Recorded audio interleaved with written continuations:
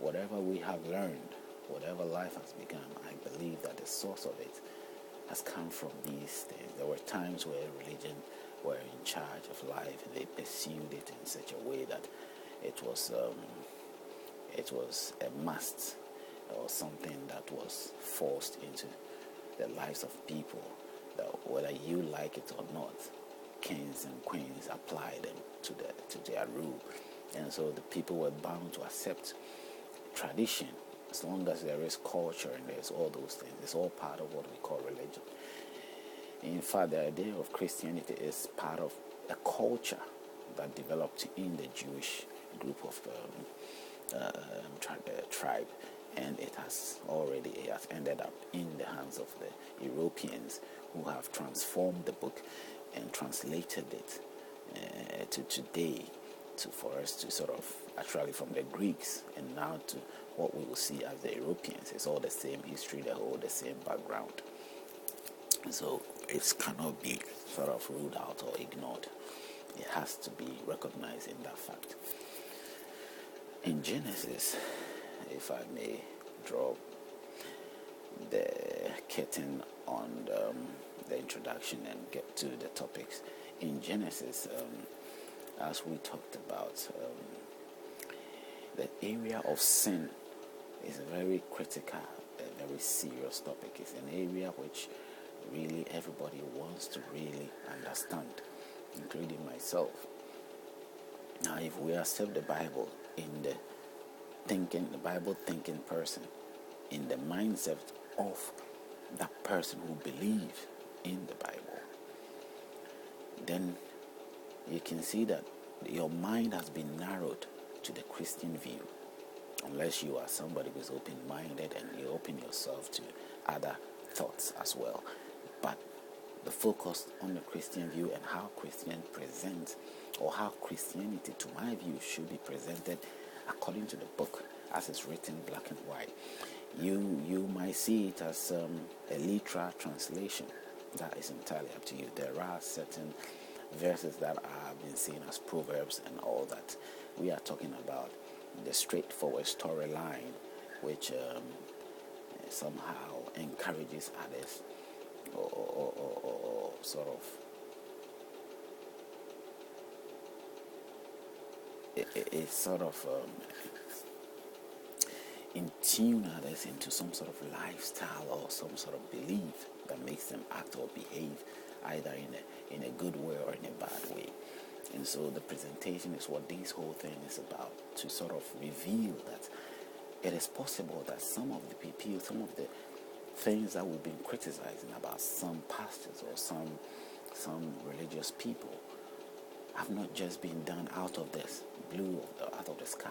I believe it has been done in accordance of what the text is, or how the text was presented.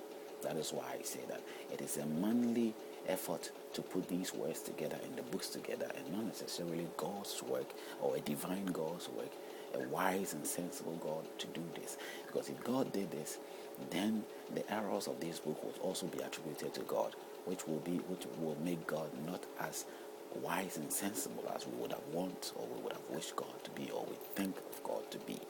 So we have to be careful of what we present to be God's word. That is my stand and my view, and that's what I'm presenting in this video. Somehow along the line, we were in Genesis. We are talking about sin, and we stress on the idea that sin is more to do with a man and a woman, and ended up to disobey the living God, and somehow they ate an apple. That's, they ate the food, and when they ate that food, it sort of turned their life into some form of awareness of noticing what they were not supposed to notice or supposed to know. And this is the Bible presentation. And since that sort of consciousness or awareness came upon their lives, then they became defiled in the eyes of God. They became not perfect anymore in the eyes of God. but somehow they became like a challenge or a threat to the living God who created them. And that instantly God then took measures to sort of stop that their ways, or stop their continued survival, or their continuous survival actually on the planet Earth. He even changed the course of life for them. He changed their future. He changed everything.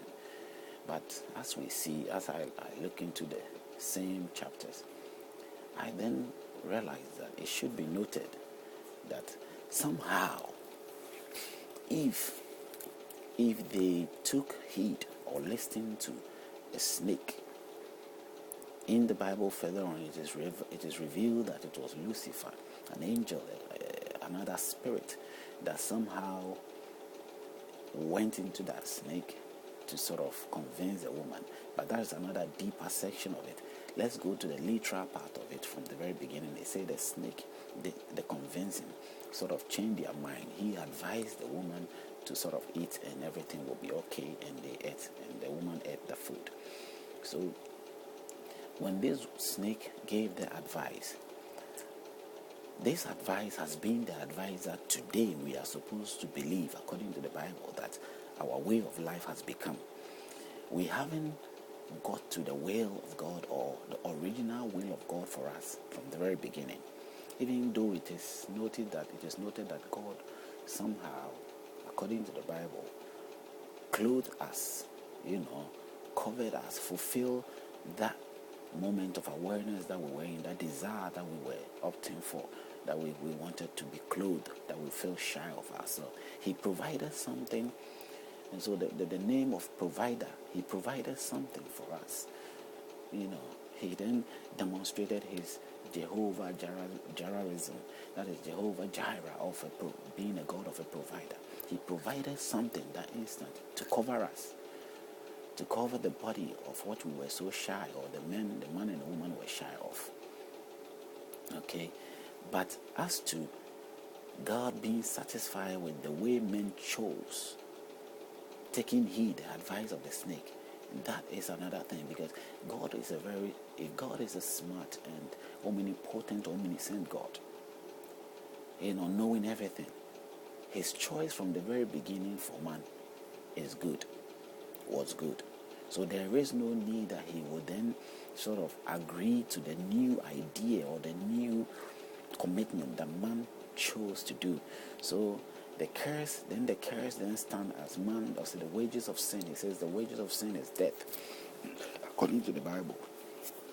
And ever since that time, we are supposed to believe that the reason why man died, man gets sick, woman die, woman gets sick, it's all because, or animals died and all that, it's all because of this very sin that these two people committed. So it reflects that the Creator has not forgiven us, nor has he overlooked whatever that they did at that time. That is more clear according to what the Bible presents.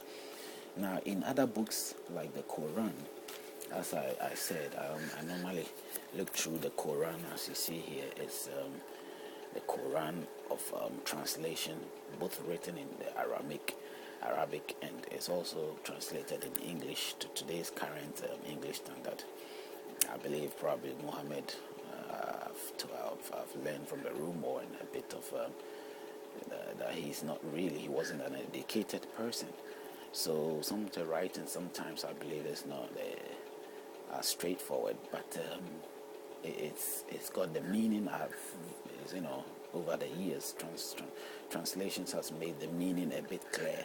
So if I read the English translation of this book, this Quran here, you will sort of understand that it is really clear, and you can understand the ideas that they share common grounds. The Quran and the Bible and all the Jewish book, they all share a few of things that they agree to. Then there are some things that they really disagree, and there's some things that they oppose or stand against each other.